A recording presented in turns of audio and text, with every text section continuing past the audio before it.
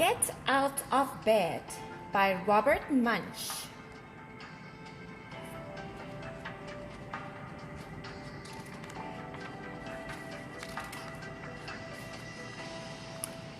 In the middle of the night, when everyone else was asleep, Amy went downstairs. She watched The Late Show, The Late Late Show, The Late Late Late Show, The Early Early Early Early Show, and finally went to bed because she was feeling somewhat tired. The next morning, everyone came to the breakfast table except Amy. "Where is Amy?" said her father. "Where is Amy?" said her brother. "Amy is asleep," said her mother. "I have called her 5 times and she is still asleep. What are we going to do?"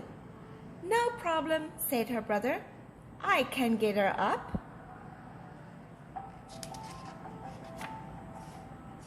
Amy's brother ran up the stairs and yelled as loudly as he could, "Amy!" Amy snored. "Be late for school," he said. "See if I care," and he ran back downstairs. "Well, I know what to do," said Amy's father. He walked up the stairs and said, in his sternest father voice, "Amy, if you don't get out of this bed this instant, I am going to be very mad." Amy snored. He went back downstairs and told Amy's mother, "Your daughter will not get up."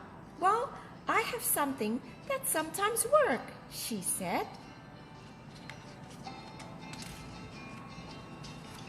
She ran up the stairs, stood Amy on her feet, and said very nicely, "Amy, please wake up." Amy fell over and went to sleep on the floor. Her mother ran back downstairs and said, "I can't get her up. I can't get her up." "Oh no," said her father, "I have to go to work." "Oh no," said her brother, "I have to go to school." "I have to go to work too," said her mother. "But what are we going to do with Amy?" "Let's take her to school in her bed," said her brother. Amy's mother and father looked at each other and said, "Good idea." So they put Amy in her bed and picked it up. Then they walked out of the front door, down the street, around the corner, through the schoolyard, and into the school. They put the bed down in the back of the classroom and left. Later that day, the principal came in and said, "What is going on here?" "I don't know," said the teacher. "It's Amy. She will not get out of bed." "No problem," said the principal. She walked over and yelled at Amy as loud as she could. "Wake up!" Amy snored. "I give up," said the principal. So the teacher taught reading and Amy didn't wake up. The teacher taught arithmetic and Amy didn't wake up. They went to the gym and Amy didn't wake up. They went out for recess and Amy didn't wake up.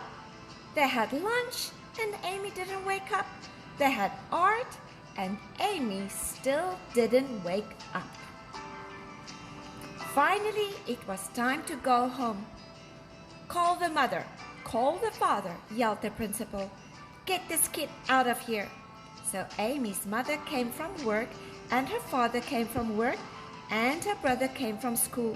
They picked up Amy's bed, carried it home, and all had dinner, except Amy. Amy was asleep. "Shh. If she never gets up," said her brother, "can I have her room?" But the next morning, did get up, she ran downstairs and said, "Oh, I'm hungry. I haven't eaten in years." "Nice to see you," said her mother. "Did you have a nice sleep?" "Wonderful," said Amy, "but I had strange dreams." Then her mother went to work and her father went to work, and Amy and her brother went to school. At the door of the school, the principal said, "Good morning, Amy. How are you today?" "Wonderful," said Amy, "but I had strange dreams last night." "I bet," said the principal. Then Amy walked into her classroom and everyone snored.